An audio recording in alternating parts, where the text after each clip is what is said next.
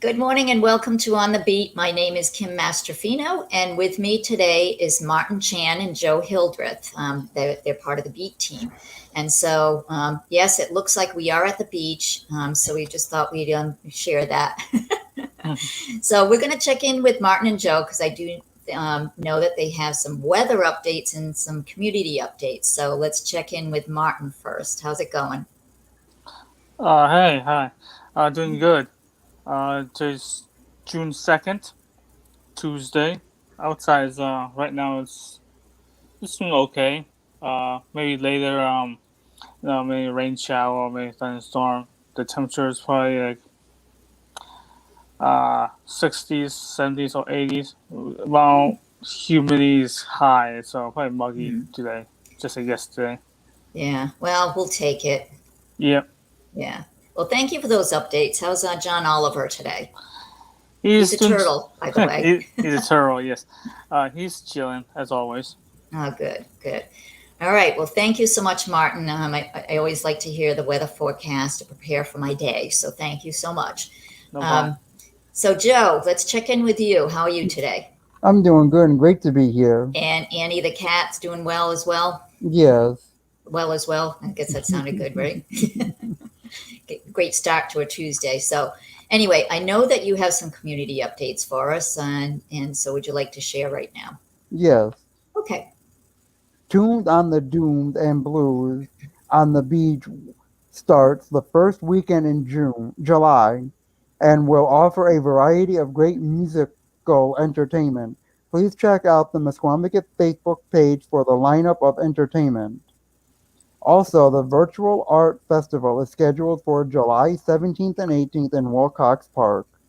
Please remember to support your local community by dining and shopping locally.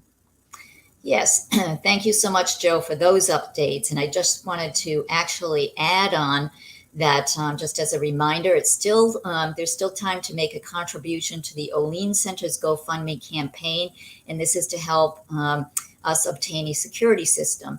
So check out that. And also, this just came in this morning. Our friend Robin, she is on a team for Relay for Life. It's called the Duns Corner Super Steppers, and I guess her team is holding a car wash to support Relay for Life, and so that car wash will be on July 17th, and it will be located at the Duns Corners Presbyterian Church in their lower parking lot. So hey, if you need your car wash, that's the place to go, and it's for a good cause. So we wish Robin and her team well, and hopefully she'll do well during the car wash. So anyway, just wanted to say that. All right, so now it's time to introduce our very special guest. I think I'm a little tongue-tied this morning. So her name is Susan Adams, and she is the owner of Herbwise Naturals. She's an herbalist, and she's a wealth of knowledge. So we're excited to have her on board. So please welcome Susan. Thank you. Thank you for inviting me. We love that you're here, and so glad you made it on. And so we're anxious to hear all about everything that you're doing now. So welcome aboard. Oh, thank you. Thank you. It'll be fun, I think. Yes, yes. We always have fun broadcasts. So, and informative broadcasts. So anyway, as you know, Joe and Martin are going to be conducting the interview questions. And so we can learn more about Herbwise Naturals and all about Susan. So Joe, you do have the first question. You ready to go? Yes. All right. Hey, Susan, can you tell us about yourself and how you became the owner of Herbwise Naturals? Okay. I saw that I got the questions ahead of time. So I thought that one, oh my God, that's the worst of all of them. I grew up in the 50s and 60s. I've been around a long time, worn a lot of hats. You know, I'm a mother, was a mother, grandmother. I was a teacher. I worked in the restaurant business for a long time. I've also worked in herb shops and vitamin shops, and I've worked at garden centers because I love gardening. And I guess I got into it through my father because he grew up on a big farm in Saskatchewan. He was in a family of 11. His name was Martin, actually, but everyone called him Good Kenneth, name. which was his middle name. His first name was Martin, but he went by Kenneth for some reason. He was really into natural healing and stuff. I guess my grandmother kind of had to be, being where she ended up when they came over from Austria, and they, after World War I, they couldn't come into the country. So it was an interesting story. They ended up in, instead of Hartford, Connecticut, they ended up in Saskatchewan, and on a huge, several thousand acre wheat farm. So, and cattle farm. Anyway, he grew up there, and he would give us cures all the time. If we were catching a cold, he'd give us apple cider vinegar and honey in hot water, which is what people do now, but it's an old-fashioned thing. And he did a lot of things like that. And he told stories about people using herbs and natural medicine to cure people, which we could go into later with the herbal part. But, so I grew up with a lot of that, and then I have a degree in education, and then just other odd jobs. And then I got offered a job at a health food store, which I love the idea of, because I'd already been doing. I actually brought an old book with me. It's very funny. When I saw that question, I wanted to show it because it's a relic from way, way, way back hippie days. It's a book called Healing Yourself. And you can see it is all beaten up. But it was like a classic book back then that gives herbs that you can use and anything you can use for everything. Acupuncture, you name it, massage, blah, blah, blah. So that was like a Bible of mine. You can see it looks quite worn. And that was back in the 70s. So when this man offered me a job, and it was a real honor because he had a radio show, he was a naturopath, and he said, "I want you to come and work in my store." So I did that, and I learned a lot on the way because my repertoire was small for what I had done and grown and used. So it was amazing, a great opportunity. So I worked for him for several years. Then I was in Massachusetts, by the way. I lived in Massachusetts and grew up there. Moved down to Rhode Island 25 years ago. And so I did an herbal apprentice program.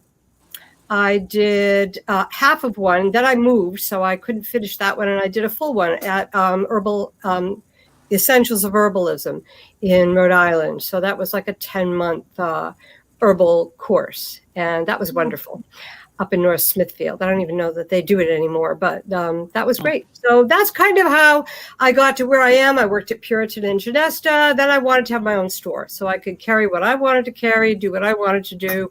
And it was scary, but I've been here 20 years.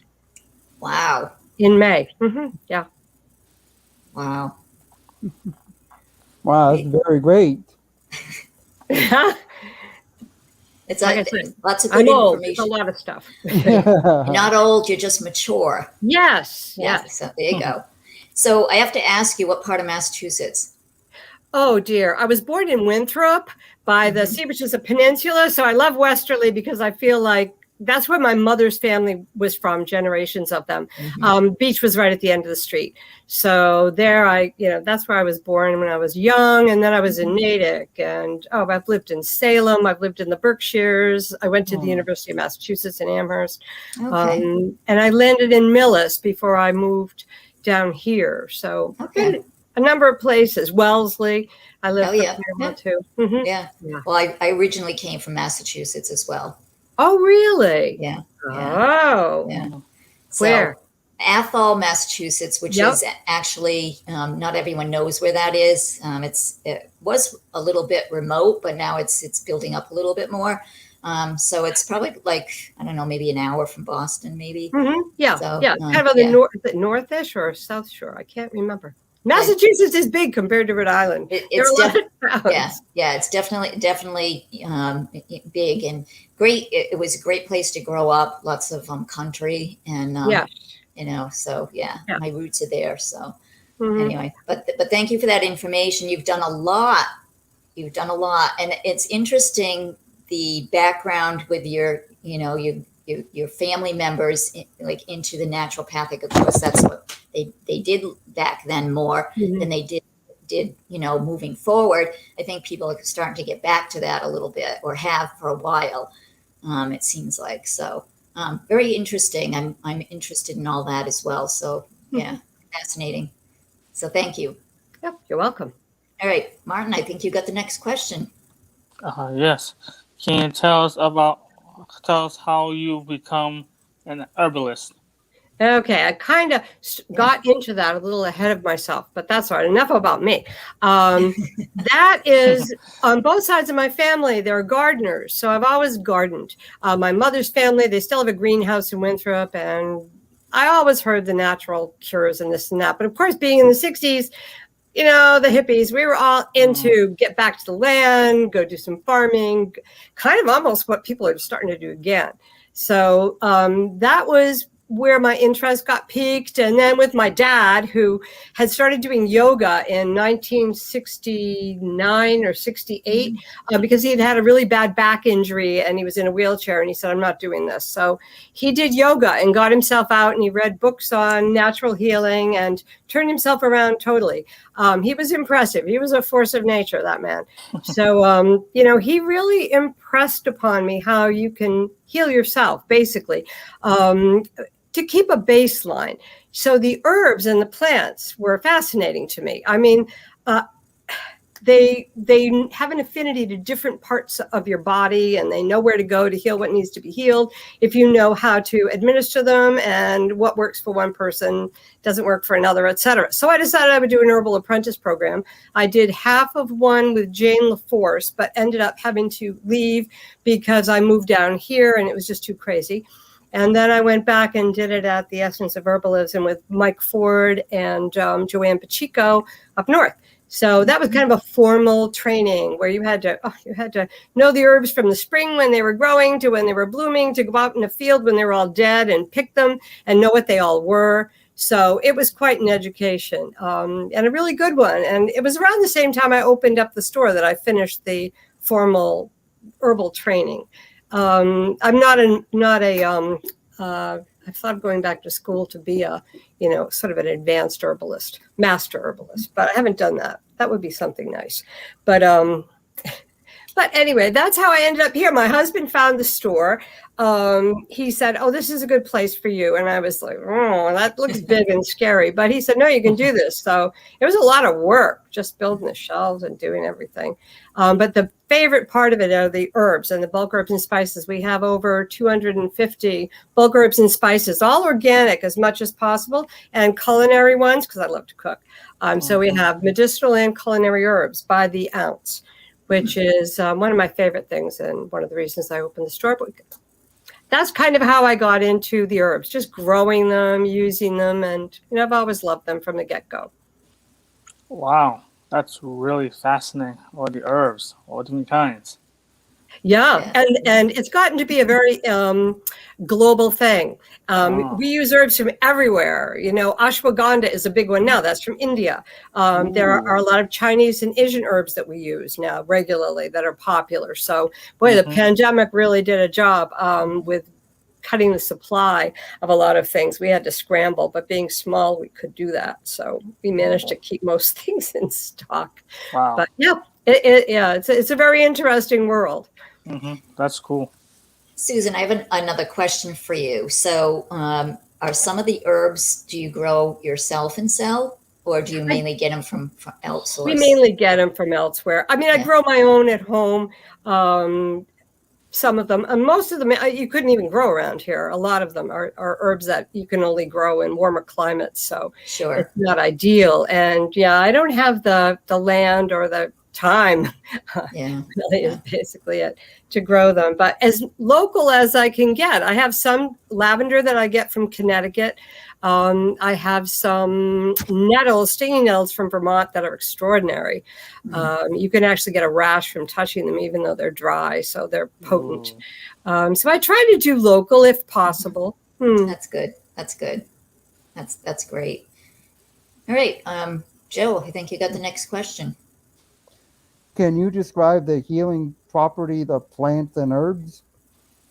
Wow. That's who came up with that question? Gosh, I mean, they're just made up of chemical compounds, and when you ingest them, they have affinities to certain parts of your body to heal. They're everything from, God, if you just talk about simple like parsley, sage, rosemary, and thyme. Everybody knows those herbs. That's a song. Yeah. Yes. Simon and Garfunkel. The parsley is actually a diuretic. So people who have cardiac insufficiency, whose legs are swelling, they can drink parsley leaf tea and it will bring the swelling down. Simple. That's one thing that parsley does. The sage is good for excessive sweating, for sore throats. Women use it who are going through menopause if they have hot flashes. Sage tea. Okay.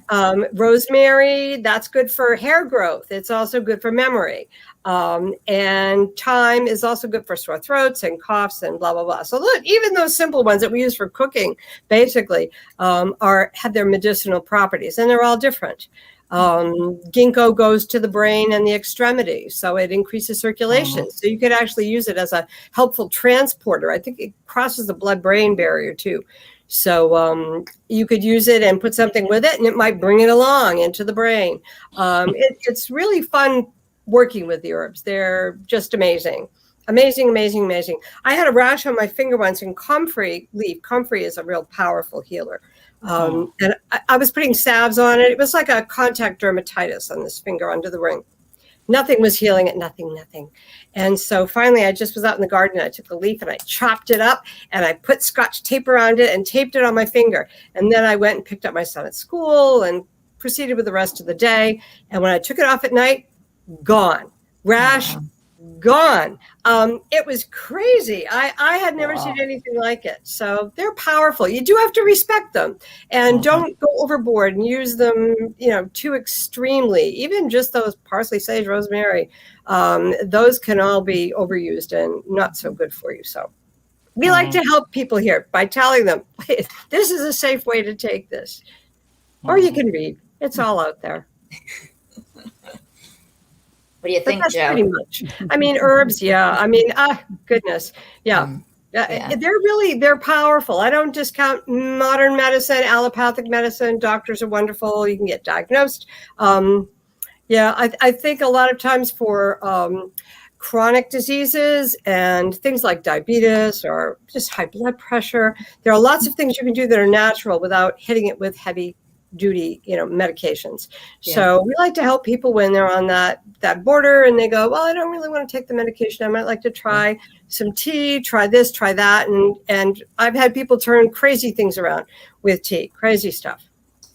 Big stuff. I agree with you there. I'm actually into all what you're talking about. And, I've been, successful in making my yearly lotion bars that are made with beeswax and cocoa butter and vitamin E and whatever else. And so when I don't make them, I get in trouble. But excellent. And so, but it really helps, and I really think there is something to it. Do you do a lot with oils?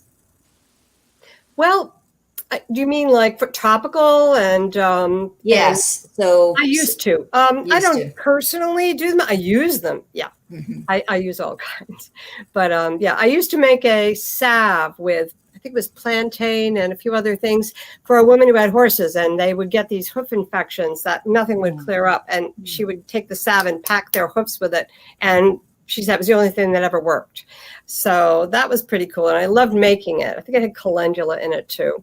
So nice. I have done some. I love it's sort of magical, as you know, if you do bars, when you put the stuff in a double boiler and you melt it, and let it steep and infuse the herbs into it, and then put the beeswax in. Beeswax itself is healing, especially the raw one. The yellow one is really, really good. Of course, the bees like to protect their hive and from fungus and everything else. So, I do like work, and I do as much natural and I stay away from chemicals as much as possible on my skin, because it's like one of your organs. It's your biggest organ is your skin. So when you make your own salve for your hands, perfect. Yeah. So great information. I love the bar too. I love the idea. Yeah, well, I got a mold, so it was kind of cool because it had a great design on it. And so I was able to form it in a mold. and then you just take it and you just rub it. It comes in like a disc almost shape, like square or round, but it's easy. Yeah. So Yeah. it was really effective. So yeah, it's great for the Good winter. stuff. Yeah. All right, Martin, I think you're next. Okay. Yes. Can you tell us more about the products you sell and your homeopathic remedies? Okay. The stuff that we sell, oh goodness, I made a list so I don't forget things. But I mean, we do have lots of wide assortment of teas. We have some organic coffees, lots of different teas. We have the bulk herbs and spices by the ounce. We have natural care products for your skin, soaps, shampoos, body washes. We've got warming neck wraps. We have about everything you could imagine for staying well. We do aromatherapy, so we have a lot of aromatherapy oils here, even in fairly large sizes. What else do we have here? Books. We have amazing books, a book section. We do some foods. And of course, we have vitamins and minerals, fish oil, the whole yada, yada, all the supplements. We have a lot. But we also do have homeopathic remedies. And the homeopathic remedies are a different thing from the herbal remedies. They are actually... they were developed in around the 1790s, 1800 by Hahnemann in Germany. And he was treating like with homeopathy. So, for instance, if you have poison ivy, you would take little pellets of rust toxicodendron, which is poison ivy. You take these little pellets, they're so diluted you couldn't even find a trace of poison ivy in them. And you put them under your tongue and they trigger your body to react in a positive healing way to the poison ivy. Another one that's a homeopathic remedy, and it's fine dilution is what it is, like 100 parts, 200 parts per million. It's crazy. But for a sore knee that's red and swollen and feels hot like a bee sting, there's Apis mellifica, which is made from bee venom. And so you're taking something that creates the symptom that you have, but it actually mobilizes your body to deal with the problem. Stuff works amazing. It's an amazing product. Arnica montana is a little alpine daisy. That one in a homeopathic form is amazing for sprains, strains, bruises, nothing like it. I swear on the planet, I'm never without it. And it comes in a topical that you can put on your sore muscles if you work out too much. It's incredible. That's one of my very favorite homeopathic remedies. So there are hundreds and hundreds of them. So I really like homeopathy. It doesn't interact with medications either. So you can take it. It's very safe. That's good. Very fascinating. Wow, it's quite a lot. I didn't know about that. That's quite interesting. Yeah. It is interesting. It's fascinating to know all of these resources are here. You just got to know what you're doing and identify it all. Yeah. The homeopathy is particularly fascinating. It was used in the early 1900s, 1800s. They used it during the Civil War, and it saved a lot of people, a lot of the soldiers from dying of dysentery and other things. But after the war, the American Medical Association in this country decided that homeopathy wasn't going to be studied in medical school anymore. They ditched it, which was awful. So that's why it's very hard to find a homeopath in this country. If you go to Europe, you just walk into a store, it's all homeopathy. They set you up. Most of them are made in Europe, although we have Highlands here and a few other companies in the United States. But it was very sad that happened because it's such a useful, very effective and non-invasive and remedy, or way of healing. So that's with homeopathy. It's one of our favorite things here. I wish I knew more about it, but I know a bit. Yeah, you know a lot about everything. Wow, it's a rich history. That's cool. Absolutely. Yeah, absolutely, Martin. Mm-hmm. All right, Joe, would you like to take the next question? This is an important question, by the way. Oh. What would you recommend for tick and bug repellents? Oh, that one. Well, The bug repellents, there are a lot of different essential oils that they put in the ones that people use that are not DEET or, a chemical. They one of the effective ones for ticks are two. Eucalyptus is very effective against ticks, and the other one is rose geranium. Those two, and the rose geranium, and they smell pretty nice too. So those are really good ones to use for ticks. You have to keep reapplying them. If you're perspiring, got to use them over and over. But there are other things too. Lemon, citronella, of course.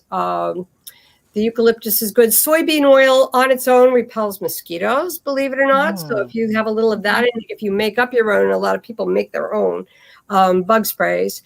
And we sell some that are ready-made too. There's one made by Badger in New Hampshire. That's a really nice tick and mosquito repellent. And there's another company too. Yeah Organics does another good one that is good. That's rated for ticks also. You can tuck your pants in your socks and just watch yourself, because those ticks are out there and they're nasty. Yeah. Yeah, definitely. And spray everything down really well when you're out there. Yeah. I heard apple cider vinegar in water was also a repellent, although it really doesn't smell pleasant. Yeah. So we tried it and we're like, yeah, no one would want to be around us if we had this on, Oh, no. Yeah. So we kind of ditched that idea. Yeah. So I'll be down. I even have scarves for women. They're really pretty. Cool. There's a pink cami design and a black and gray cami design and a taupe shade, and they have pyrethrin in them, so they will repel mosquitoes. So if you go to a concert or something, you can put this very stylish scarf around your neck, and it keeps the bugs away. And it's totally safe. Cool. You can put it on dogs. You can do anything with it. It's made from pyrethrin, which is from daisies, and they've done a lot of testing with it, and it doesn't absorb into your skin. And I think they're really cool. They're a new thing we just brought in. Oh, that's what a great gift for someone. Yeah. Wow, fascinating. Oh, definitely be down. I haven't been down in a while, so I need to check everything out. It's hard. It's a busy life. Yeah. All right, Martin, I think you have the last question. Yes. What else would you like others to know? Tough question. See. Yeah, it's a tough question. Well, we talk about the store because we have herbs and natural healing stuff to put on you or to take. But one of the big things for staying healthy is exercise, walking. Huge. I mean, you could take all vitamins and herbs you want to take, and if you just plunked in a chair and never move, not good. Walking is, I have discovered, of course, and in traveling, because I travel, my husband and I travel quite a bit, places in the world, they walk, everywhere they walk. And I started walking, my energy level went through the roof. It's extraordinary. So I say, this is so simple. If you just get out and walk, get some people to walk with you or something. But it's so big. I can't even say enough about it. And, and being happy too. So always address your state of mind, because the first store I worked at was Holistic Health, and it's kind of like happy, healthy, holy. You exercise, you stay in a good frame of mind, because nothing will bring you down faster than stress and anxiety. And we do have CBD here, which is like the big elephant in the room because everybody is big on it. But we have a woman here who's been working with it and prescribing it for several years. And we have organic from Vermont. We have Charlotte's Web. We have CV Science, all the big brands and smaller ones and some local. So that's very good for anxiety and stress if it's extreme. And it's been wonderful stuff for pain. So it's just a hemp plant. And it works beautifully. We have an endocannabinoid system in our body that orange peel has it, chocolate has it in it, but the hemp plant has more. And so it's been a good thing, especially these days with going through this pandemic. It's been very helpful getting people peeled off the ceiling and calm. That's very interesting. Yeah, I'm a yoga enthusiast too, though, so I try to do that every morning and some stretching and just staying well. You just do the best you can to stay as well as you can, and absolutely. Well, Susan, it's been a pleasure to visit with you and to learn more. You're just a wealth of knowledge, and I definitely will be down. I'm interested in those scarves, by the way. Oh, And yeah, so, they're yeah, fun. yeah. So, but thank you so much for taking the time. We do appreciate it, and we wish you well now and in the coming months. And so, thank you. And also, thank you to Martin and Joe for being great hosts, and a special thank you to Ben Barber, who produced our broadcast today. So, in the meantime, you can check this broadcast out on our social media pages. And thank you for all who tuned in this morning. So please keep an eye on Facebook for the next broadcast. Our guests next week are the Howling Hound Dogs. They are a washboard band, and they're going to be very entertaining. So fun. we look forward to that. Yeah, we'll have a lot of fun next week too. So anyway, enjoy the rest of your week and stay safe and healthy. Well, that's Thank it you. for now. Thank you so Thank you. much. Thank you. Take care. Yeah. Go ahead, Joe. Well, that's it for now. We'll see you next time on The Beat. All right. Bye-bye.